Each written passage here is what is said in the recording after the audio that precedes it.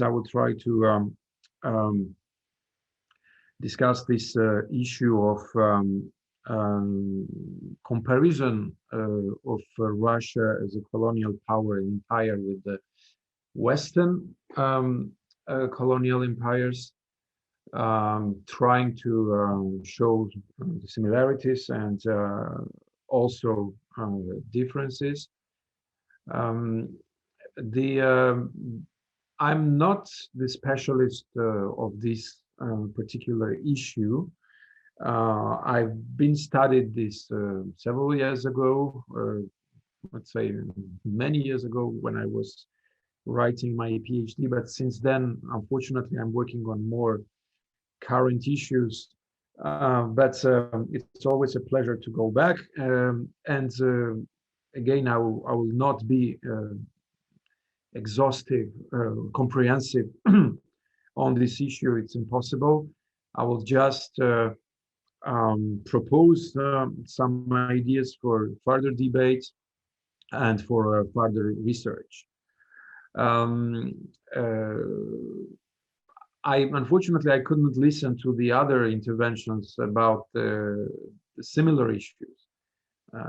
You had one or two presentations yesterday on very similar questions. So if some of my statements are overlap with what was said yesterday, please don't hesitate to tell me that this was already thoroughly discussed, etc., and I will move to the other issues. This issue of colonialism and post-colonialism is extremely important in current academia in Europe, but not only in academia. It has become an extremely hot political issue. And as a political issue, is not, at least in Western Europe and also in the United States, it does not really help the scientific debate on the issue. These two debates are evolved in parallel way, but no one can avoid politics. So there are lots of attempts to involve academicians in these discussions, but the very nature of political discourse and political debates are very different from scientific discussions. And I'm not sure the scientific discussion is now very audible in the political discussions. Politics, when this subject became very hot in politics, because mainly because of the fact that in many Western European countries with colonial past, we have now the composition of its population and even of these nations are demographically different from what it was 50 or 100 years ago, and a significant part of the current citizens of these countries, current voters in France, in the UK, in Netherlands, even in Germany, in a different way, in Belgium, are people who either were born or have parents or ancestors from colonies. And the citizens have a different consideration or appreciation of the past, and the difficulty is every nation has to find a solution how to live together. This is the definition of nation by Ernest Renan. It's not about ethnicity or culture or language. It's how to live together, and the everyday plebiscite of living together. And of course, the debates about the past has emerged because of that, and it became highly politicized. Just a few examples in recent weeks from different European countries. We had the famous statement of the King of Belgium, who denounced the crimes committed in Africa.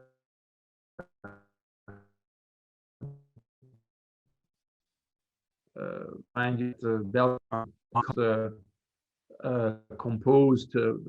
Today it corresponds to three African countries: Democratic Republic of Congo, former Zaire, plus Burundi and Rwanda. And the king has apologized for the crimes committed during the colonial period.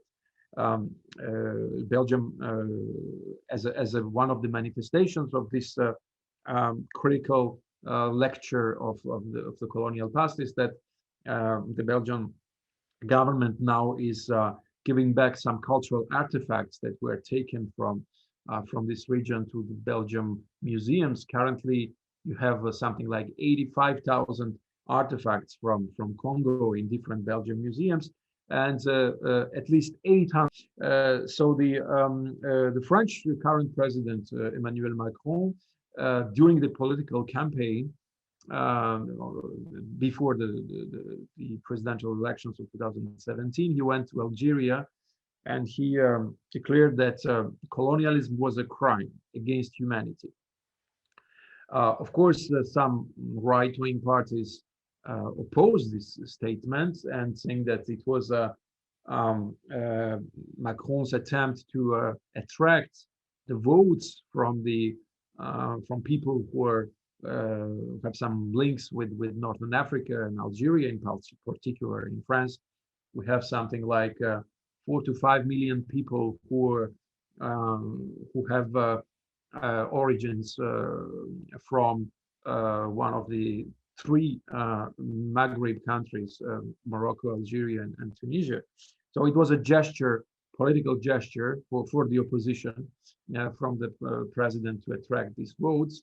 And Emmanuel Macron reiterated these kind of statements recently when he went to Rwanda in an attempt of reconciliation between France and Rwanda and the president Paul Kagame about the role France played in the last genocide.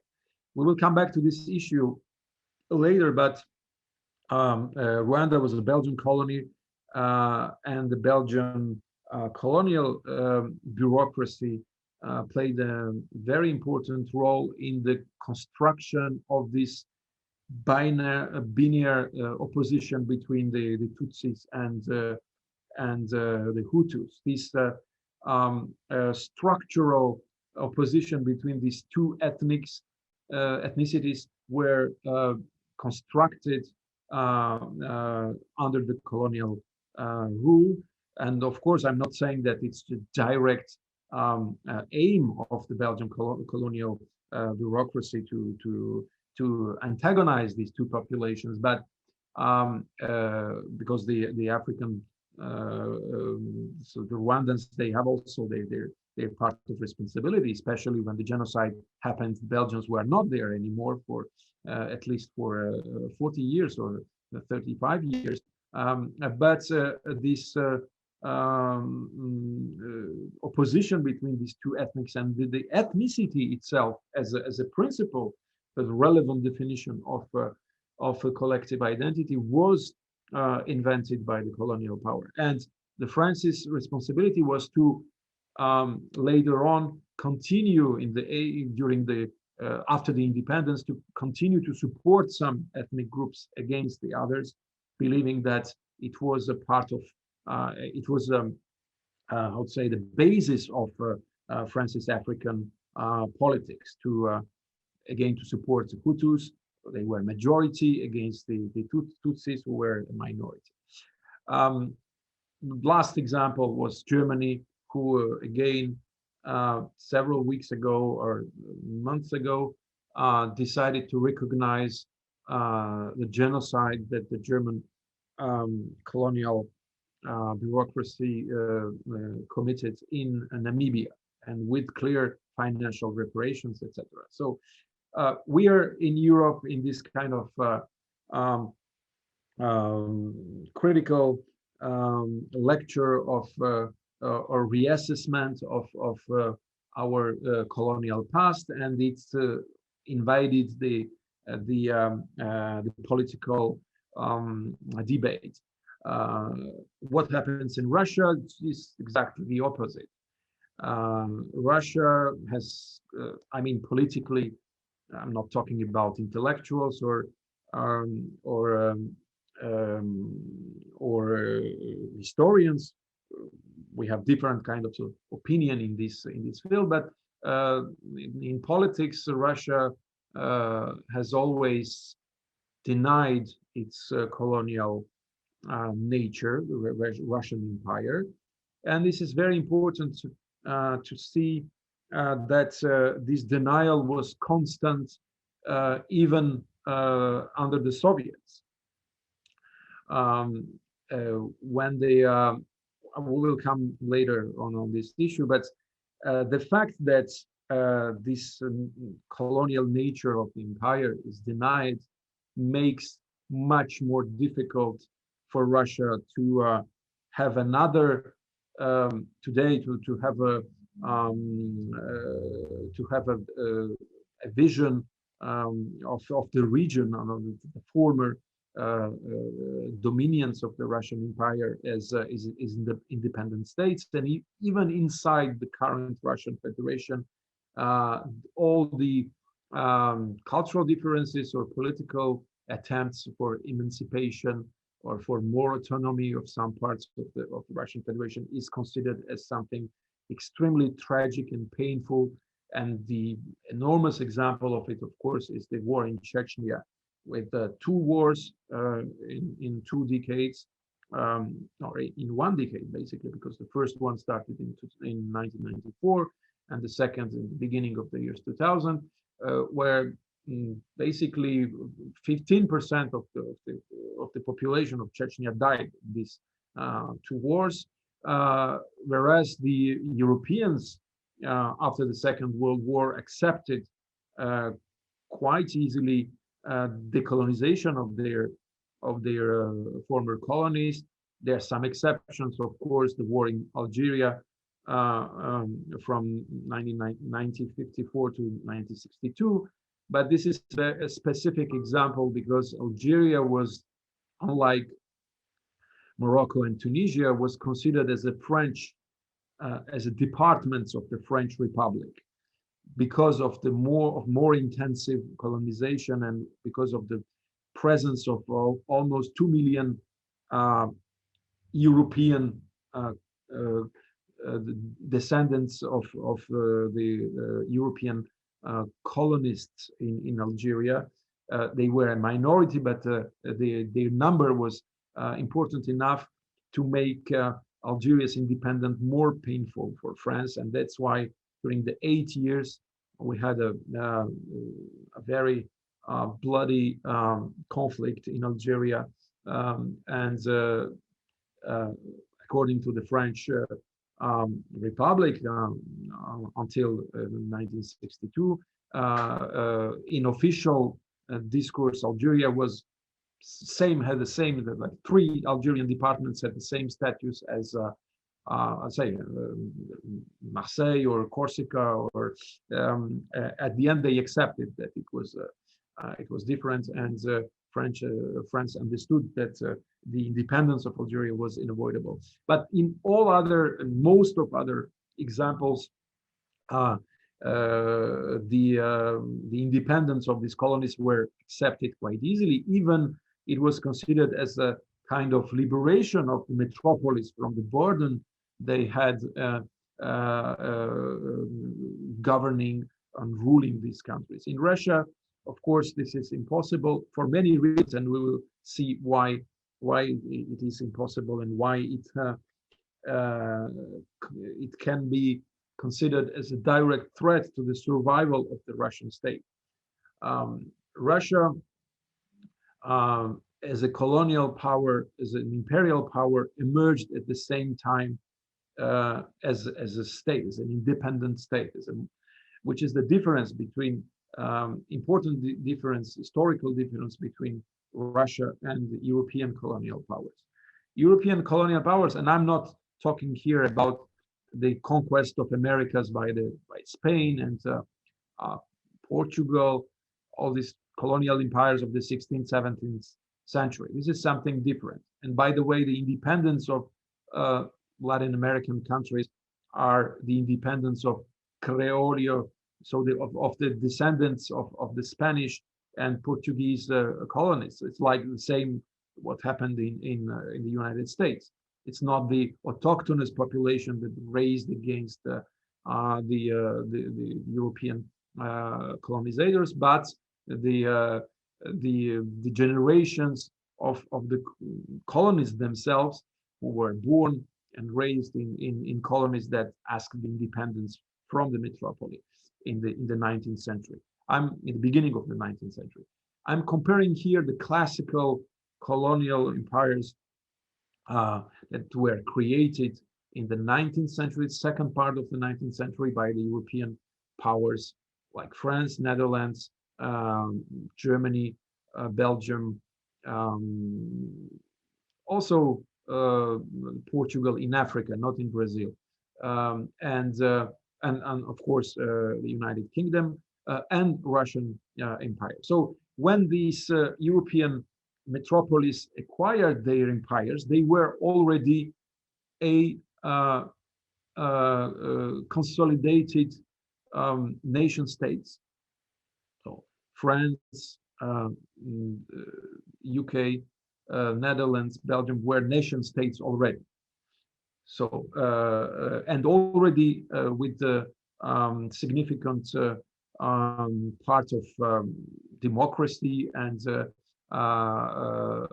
they were not authoritarian monarchies. There was already a different political system in these countries, whereas Russia as an empire emerged at the same time and has developed at the same time as the Russian state and the Russian nation. That's why for some people, Russia has never had for some analysts, has never had the period of national state formation. Russian nation emerged from the very beginning as imperial nation and not as a nation similar to Europe. When Russia has liberated itself from the what is called in Russian historiography of Tataro-Mongol yoke, it started directly to expand its territories and to conquer the territories that belong to this Golden Horde and the relics of the Golden Horde. Immediately, Russia conquered Kazan, then Astrakhan, these Khanates, and then went to Siberia. And from the 16th century, directly, and in the 16th century, we cannot talk about a national state, of course. So it was Russia has emerged from the very beginning as an empire and expanded in very short period of time. Especially the conquest of Siberia was made Russia already an empire, territorial empire. Then Russia turned its eyes to the south. Crimean Khanate was annexed, which corresponds roughly to the southern part of Ukraine and part of the northern Caucasus, and then went time for the Caucasus, South Caucasus, North Caucasus, and at the end, at the very end, went Central Asia. The annexation of Central Asia to the Russian Empire ended in 1881, when the three more or less independent Khanates were liquidated, like Bukhara, Khiva, and Kokand Khanates were annexed to the Russian Empire. And that's why the loss of empire for Russia is much more painful than for the Europeans, because it was considered from the very beginning as something co-substantial of the Russian state and the Russian nation. We have Kluchevsky, who was one of the biggest, most famous Russian historian, who said that the empire is the 19th century historian, who said that the empire was substance of the Russian state. And it's difficult to imagine Russia without the empire. Even today's Russia, we will come back to this at the end, is an empire. When you see the situation in the northern Caucasus, somehow also in Volga region, the way the Russian state functions is very similar to what was Russian empire in the 19th century. Have colonial proxies like Ramzan Kadyrov and a few others, who Russia is not asking them to culturally become similar to the majority of the Russian population. This is something out of question. But as an empire, unlike the national state, Russia wants loyalty from them, and Russia has loyalty especially since Putin's arrival in Russia, and from the beginning of the years 2000, Russia stopped to be a federation. It's called still a Russian Federation, but the way the direct vertical submission between the center and the so-called republics is doesn't look like a federation. And the last reform about this federal organization of power took place in 2004 after Beslan tragedy, when Putin decided virtually to suppress the election of the heads of the republics. These heads of republics are appointed by the central power, and then they are ratified by the local parliament, which is very different from what usually happens in federal states. This is nothing to do with how politics work in Germany or in Italy or Switzerland, like classical federations.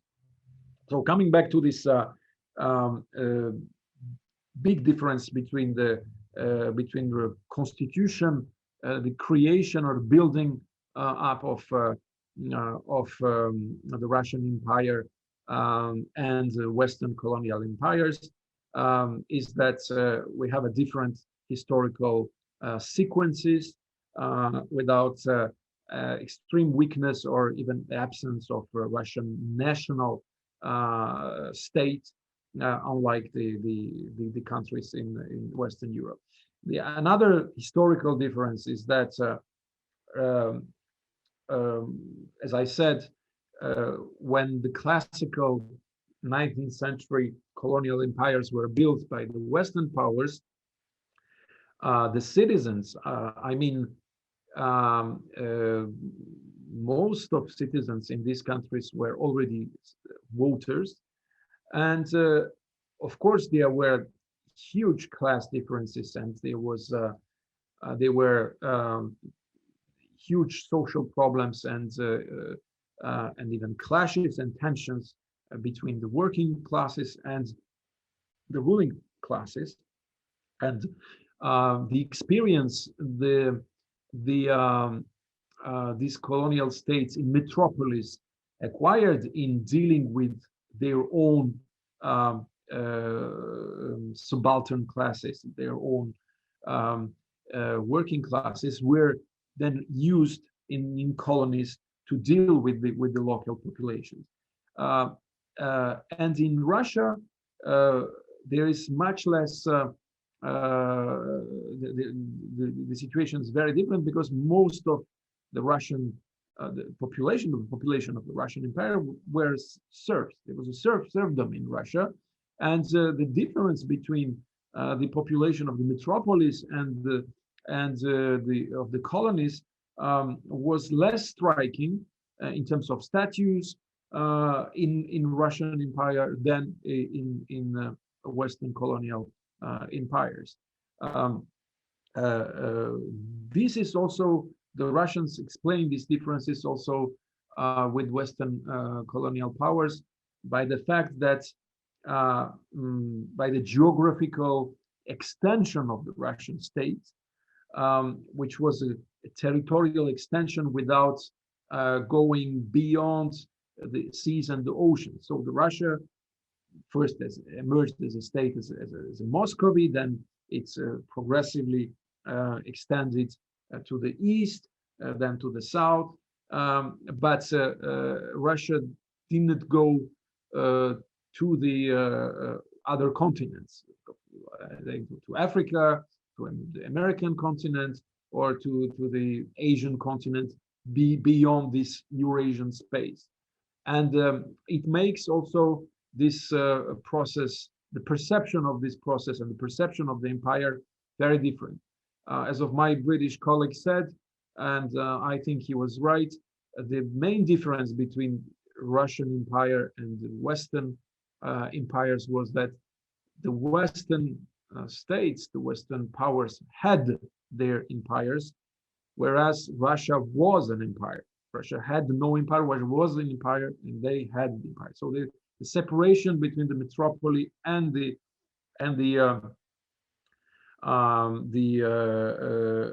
periphery was much bigger in the West than in Russia. And again, that's why also the loss of the colonial empire was much less painful for the West than for Russia.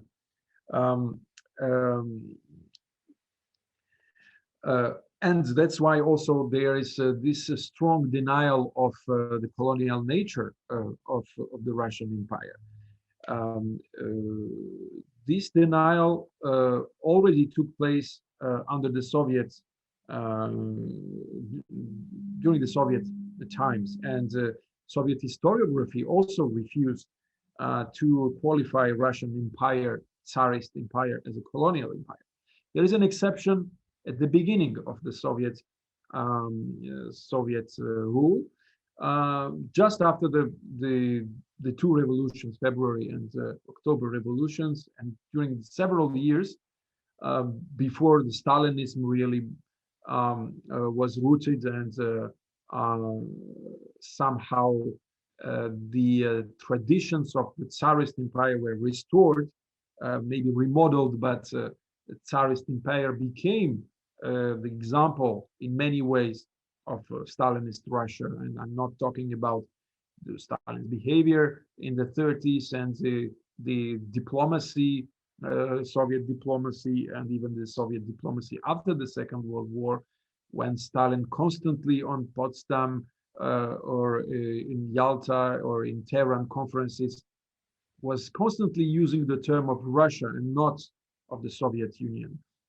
Because when discussing geopolitics, Stalin was always using the term Russia, not the Soviet Union. When he was asking to have the control of, I don't know, of Bulgaria or of the Straits, Bosphorus and Dardanelles, he was talking as a Russian emperor and not as a leader of the world proletariat, with his counterparts like American president or British prime minister. And yes, so unlike this period, so during the first years of the Soviet period, there was much more freedom of expression and also of intellectual production. And there you can find the mention of Russian Empire, description of the Russian Empire as a colonial power. Even Stalin himself, which is a paradox, when he wrote his famous book about the Marxism and the national question, for those who, maybe most of you probably know this book, but for those who forgot or that didn't have the chance to have it, this was the book written in 1912. It was when Lenin asked Stalin to write a program of the Bolshevik Party on national question. He chose Stalin as a representative of a national minority, And also he was seduced by Stalin after their first meeting. In his memories he mentioned Stalin as a marvelous Georgian. So he asked him to write a book about how the Bolshevik Party should treat the national question. And by the way, this is the most anti-Georgian book you can find.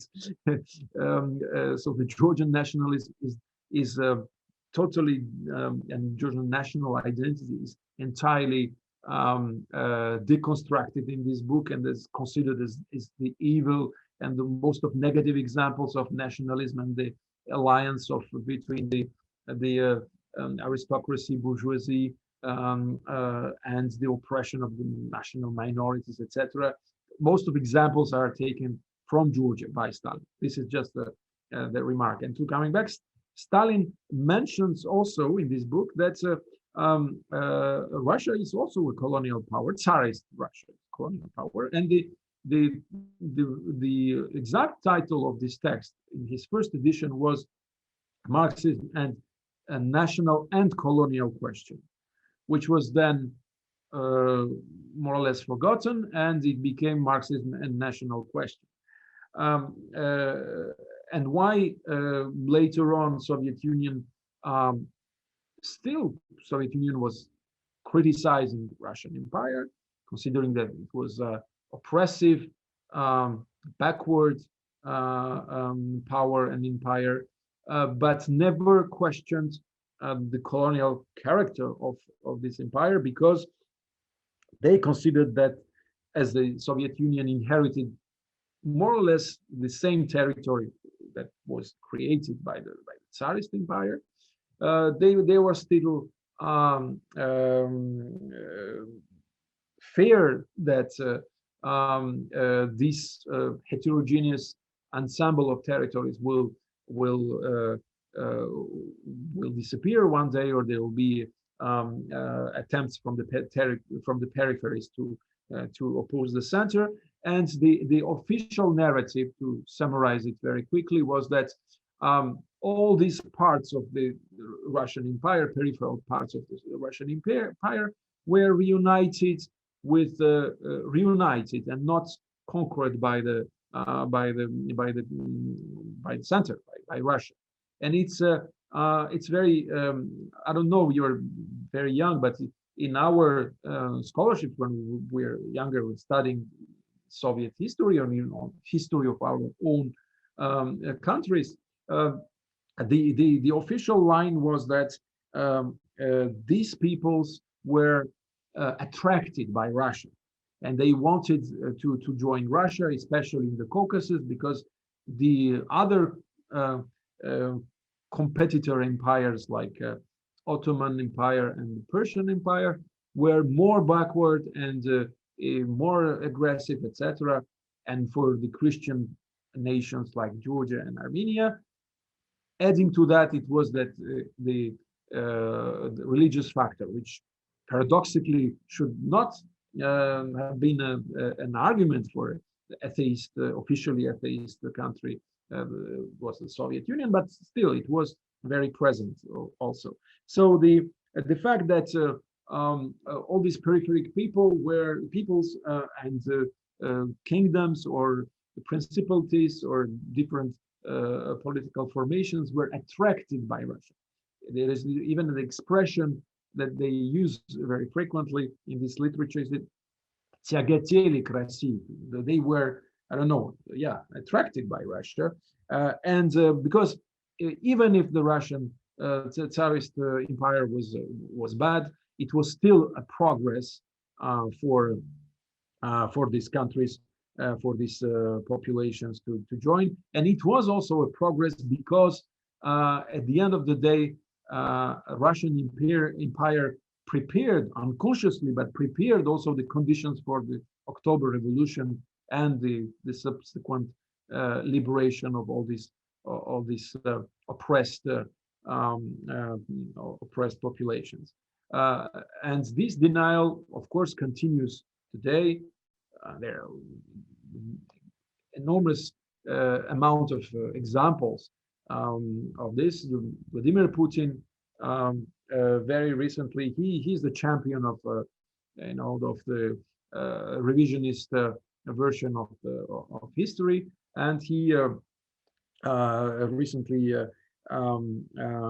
told in an interview after a famous insult coming from a Georgian journalist, he made like 10 or 15 minutes monologue about the history of Georgia, how the different parts of Georgia joined Russia by their own will, and he declared that South Ossetia joined Russia in 1774.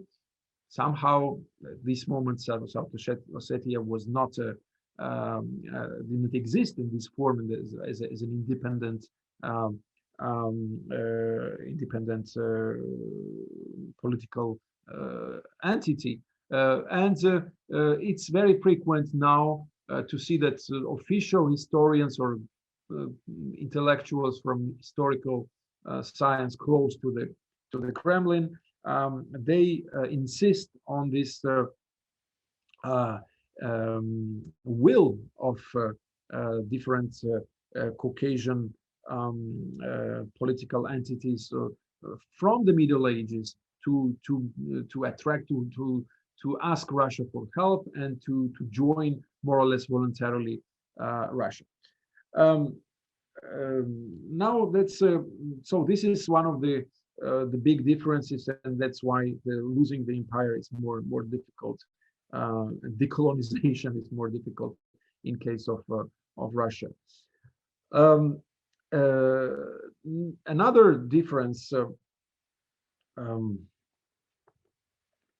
with these Western colonial powers was that the Russian Empire was weaker. So this 19th century ideology of using science in order to have a better knowledge and in the end to dominate with knowledge is something that was born in Europe. And in 19th century, the Western colonial powers, they understood that it was using force was much less efficient in order to dominate and to control the colonial populations than to use knowledge and science. That's why all this, what is called colonial sciences emerged. Among them, these sciences existed before, but has developed with the colonialism. This is anthropology, ethnography, linguistics, etc. These sciences are not pro-colonial by definition, geography, etc. But the particular political situation that emerged with the colonial empires pushed really for the development of these sciences, and these sciences were favored by the colonial states. They gave them more financial support and credit to describe the reality, and with a better knowledge of the reality to control much better and without using force these territories. But at the same time, these techniques of knowledge created reality. You all know that description or the discourse or the study, scientific study, especially in social sciences and human sciences, also shape reality. And in these terms, the West was much more successful than the Russian Empire, but at the same time, Russian Empire really took examples from the West and has developed the same attempts of studying and establishing a much more clear vision of this heterogeneous empire they had acquired through the military conquest. I mean, and here, and I don't have time to go really into details, but the main issue is about the ethnicity and ethnos. Okay, the West when they arrived in Africa, in different societies of Asia, in the 19th century, their own understanding of reality. The 19th century is the age of nationalism and the age of ethnic nationalism. This is an idea that has became very popular in Europe, and inside European countries there are lots of ethnic claims from different minorities, etc. So for them, for the Europeans, language and subsequently ethnicity is something that is a relevant instrument to describe the society that they ignored before. And that's why many anthropologists or plus linguists, etc., when they started to describe the societies, they create themselves the ethnic boundaries between the populations, and they shape ethnicity. Because in Africa or in Asia, before the European conquest, there was no such a thing as ethnicity as a relevant criterion of collective identity. There are many books. I can just quote one of them from French anthropologist called Jean-Loup Amsel. It's about the shaping the idea of ethnicity in Africa. And this is a collective book. He's the main author, but then you have 10 or 15 chapters where different African colonies are analyzed. And in each and every place, you see that the collective form of ethnicity that existed in these regions was different before the Europeans. It was religious or urban versus, when it comes to Northern Africa, urban versus rural, or sectarian, or tribal, or local identities, but not ethnic identities. Ethnicity was shaped by, with the help of the colonial bureaucracy and colonial scientists, and in some cases it was even when the colonial state was less active, it was the result of activities of Christian missions. This is the case of Belgian colonies, when, and especially in this parts of Belgian colonies where now Rwanda and Burundi exist, where the first groups, European groups, who came here for the to export Christianity. Okay, and in their attempt to spread Christianity, they simply tried to understand these societies. They described them. They studied their languages, and they decided that there were two different ethnicities in this in Rwanda and Burundi, Tutsis and Hutus, and this was also a very racialistic and racial description of reality, because to be honest, the differences, I mean, in terms of linguistics, etc., are very minor between these two groups. But the European Christian missions were influenced also with these racial theories, and they thought that as Tutsis were physically different, and they were also pastoral population, and the Hutus were more agricultural, so they were two different ethnicities, and everything was based on these differences. And then bureaucracy also integrated this idea, etc., etc. So they and same things happened in Western Africa, etc., etc. So what did Russia is also something comparable but weaker. But the period of immediate political, the military conquest was followed by this period of description of study of the reality.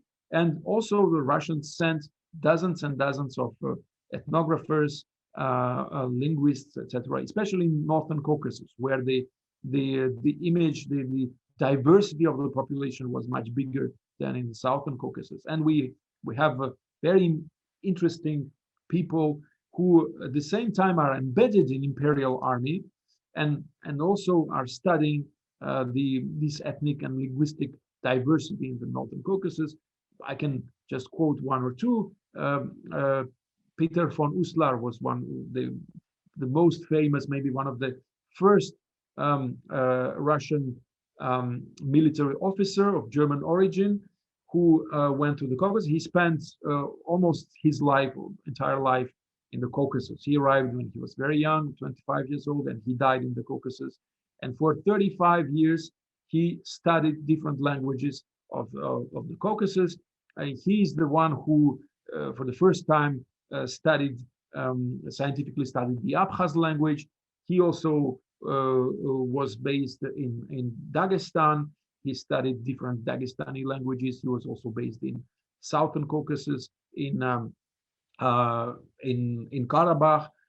He was also based in Georgia, in Western Georgia, in Kutaisi, and he described the Svan language, etc. And these were the first scientific attempts to describe this variety of cultures and languages and traditions that helped then the bureaucracy and Russian bureaucracy, colonial bureaucracy, to shape the borders, I mean, identity borders between the different populations of the Caucasus, and to organize these populations via censuses, and ethnicity was introduced in censuses at the end of the 19th century. And these processes are have their own consequences, because even if at the beginning there's a clear top-down nature of this enterprise and this kind of ascription of identity, then very quickly the indigenous populations, autochthonous populations, take these categories for themselves, and they even organize themselves as inside of these categories to claim to organize their claims and their positions vis-a-vis the central power. And what is interesting is that this frenzy of description and classification took really place in when it comes to the Russian Empire after the Tsarist period, and it took really place under the Soviet Union, because under the Tsarist period, the Russian Empire was still lagging behind in terms of development of the sciences. But it's under Soviet period that this study and very meticulous and very detailed study of these different components of the Russian Empire took place, and that's why by the decision of the Politburo in 1933, the Institute of Ethnography was created in Russia, the current Institute of Miklucho-Maklai. And it was created by the decision of the Politburo, who decided that we need to send ethnographers and linguists, etc., into the field in order to better understand what's going on, and then to shape our national policy after the collected data and information these scientists will bring back. I have a question to David. So we have to finish at 1 o'clock, right? 1 o'clock for me, but at 3 for. Okay, so I have like 10 minutes to that. Arne Smith, I can't hear you, David. Sorry. Yes, actually, we are to finish at 3, which means 1 o'clock in Paris. And if you manage to leave 10-15 minutes for questions, would be good. Yes. I will go more quicker to the other questions. Yes. Well, maybe during the Q&A session, we also will discuss also this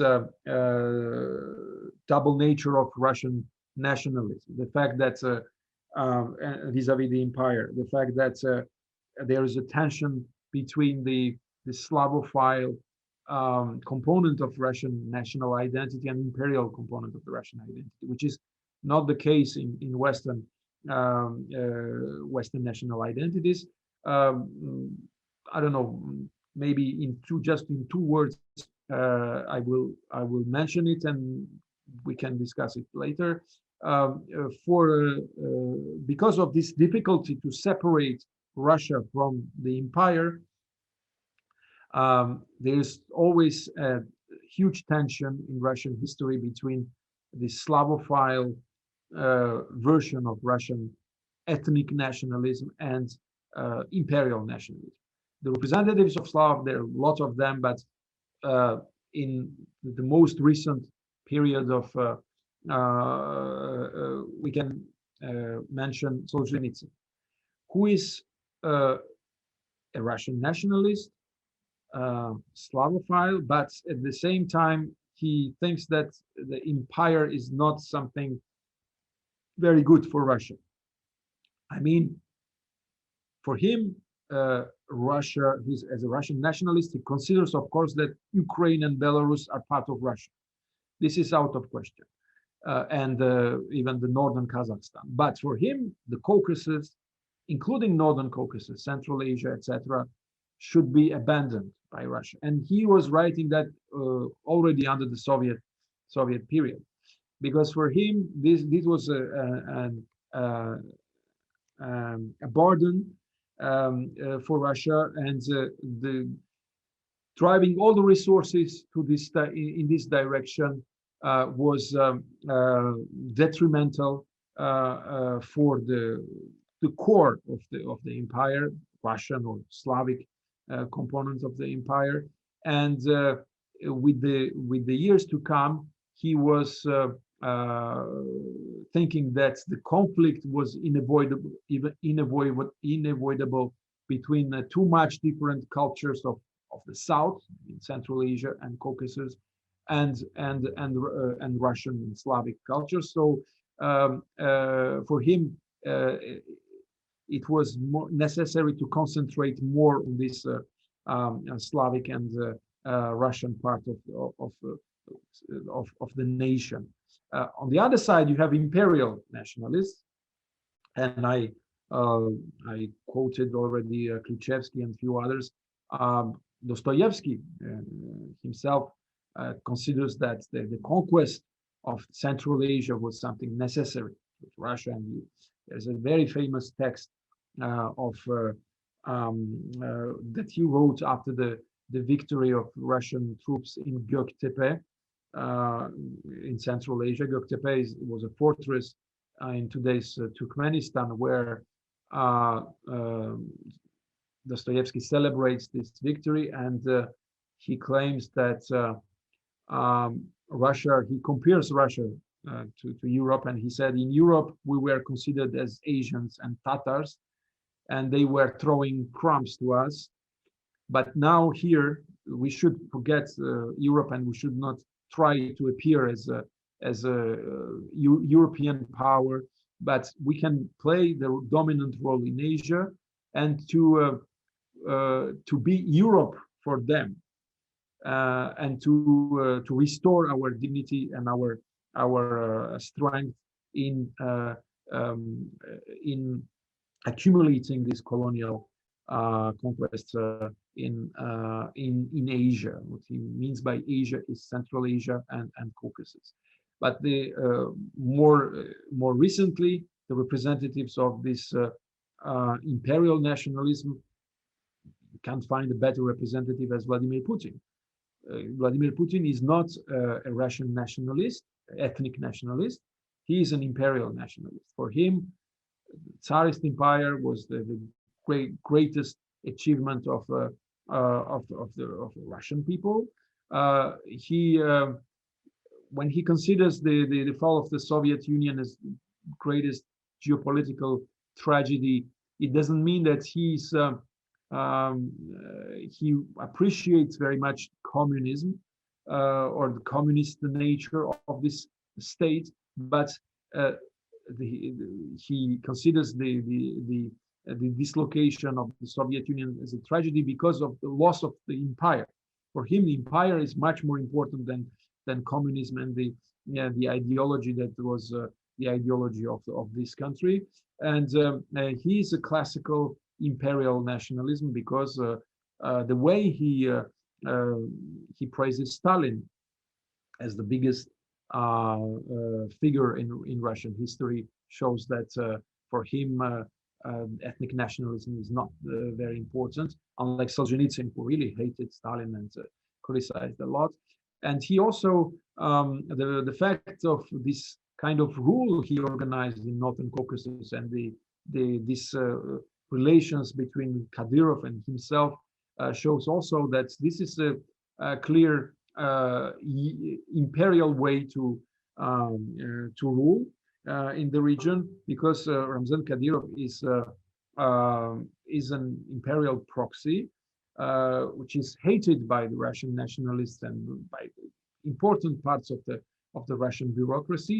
But for Putin, the most important, no matter what Ramzan Kadyrov is doing in Chechnya in terms of identity politics, Ramzan Kadyrov is not less radical Islamist as I don't know those who fought for the independence of Chechnya. Even he's even much more radical in terms of Islam than Aslan Maskhadov, who was a moderate, very moderate on Islam in Chechnya.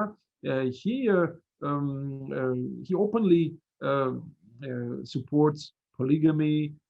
He claims that he built up a strange Islamic caliphate in Chechnya, which is compatible with Russian Empire. So what is important for Putin is loyalty and not the identity of identity politics of Ramzan Kadyrov. Ramzan Kadyrov can be the worst and the most radical Islamist, unless he's not defying the loyalty with the imperial center, he's acceptable. So the Russian power is not interested in debates inside Islam. When they condemn so-called Wahhabism, is only because Russia considers that Wahhabism is an imported ideology from the Middle East and from Saudi Arabia. But at the same time, people who are like Ramzan Kadyrov, who is fighting Wahhabit, but himself is doing things that are much more radical in Chechnya. But officially, it's not a problem because he's after these terrorist attacks in France and Charlie Hebdo, and also recently when this professor of geography was killed. The place in the entire world where the most massive anti-Charlie Hebdo rallies took place was Chechnya. It was not Pakistan. It was not, I don't know.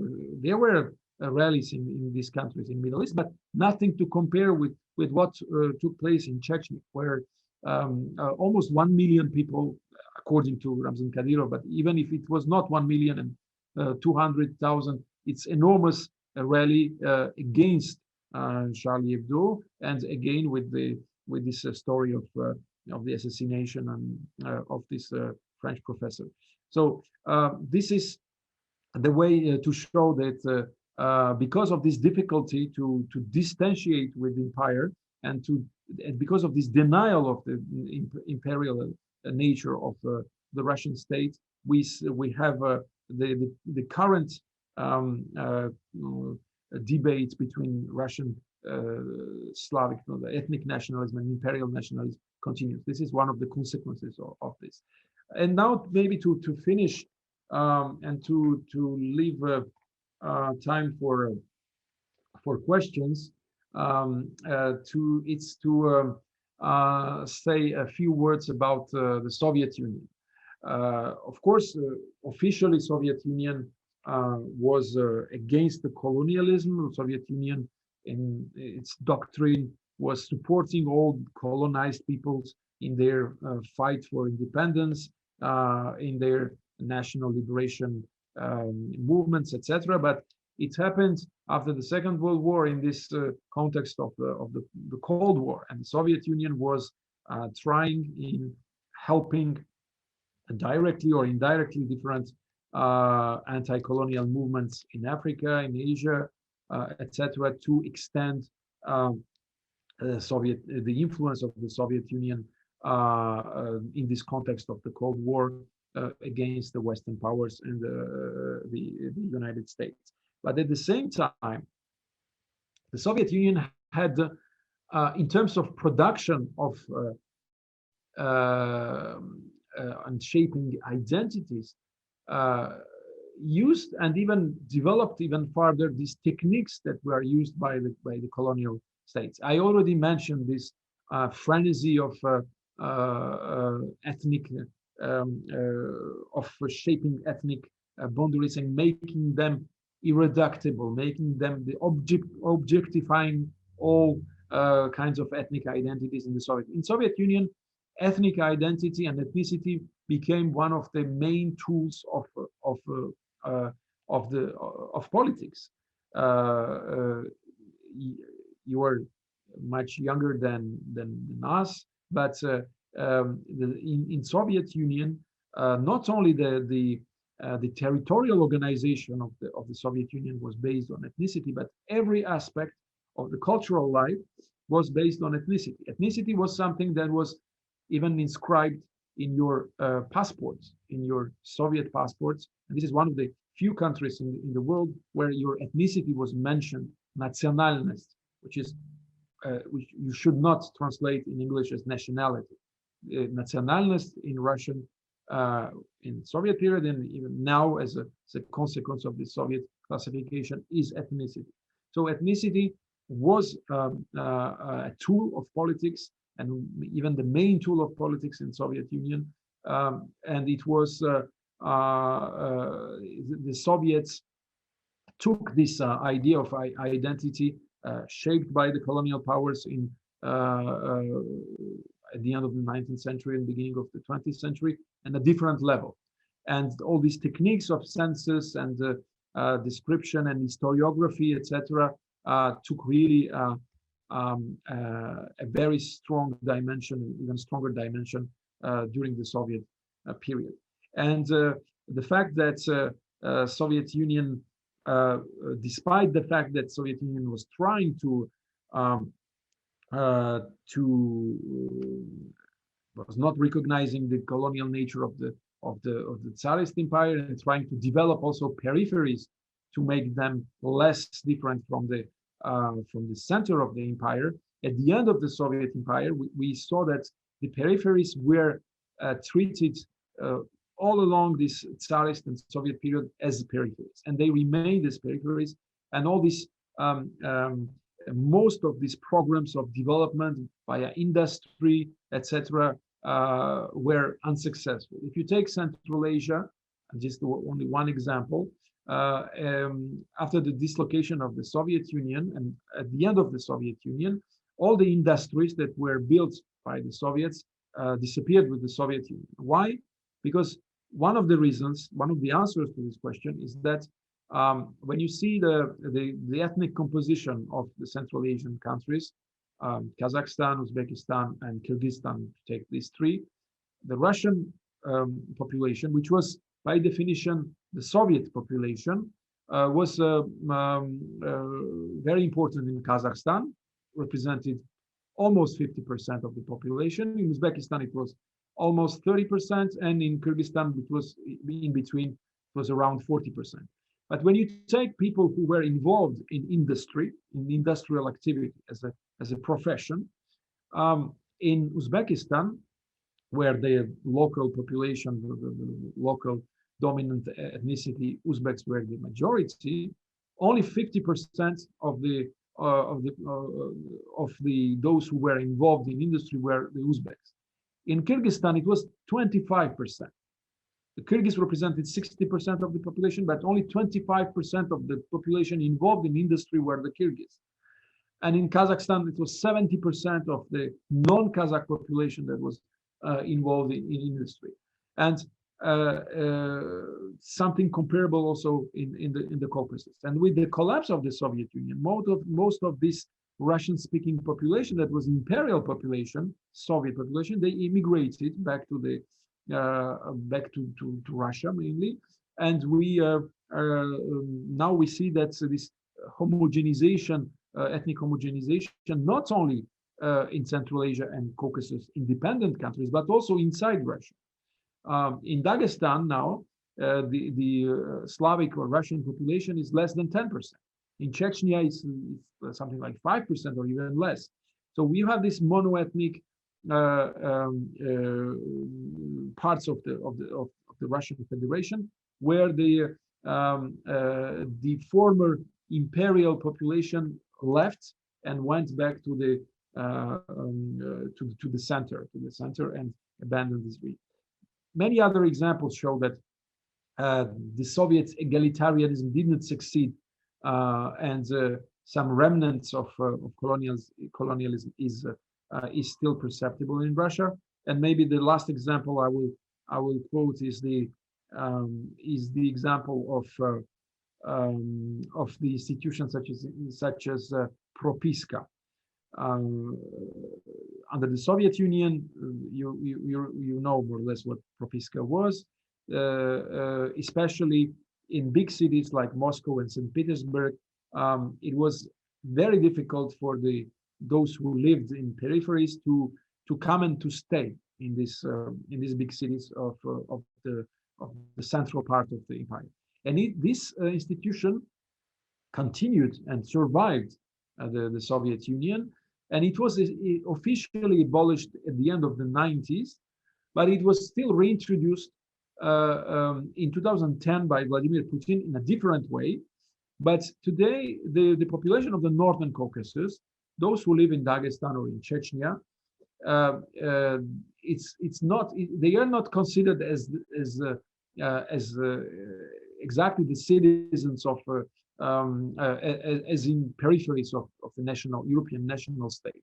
If a Dagestani or Chechen wants to go in and live in Moscow, it's quite complicated still, because you can go there to visit, but according to this new legislation introduced under Putin, it's a different type of propiska.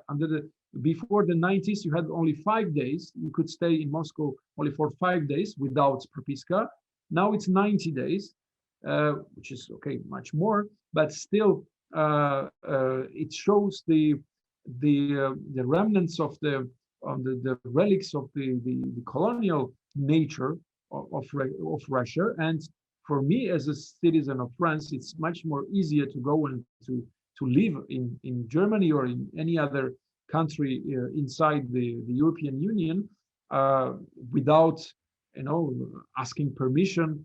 And I'm not talking about migrating from Paris in another town or city of France, than for the citizens of the Russian Federation to go and to live in Moscow.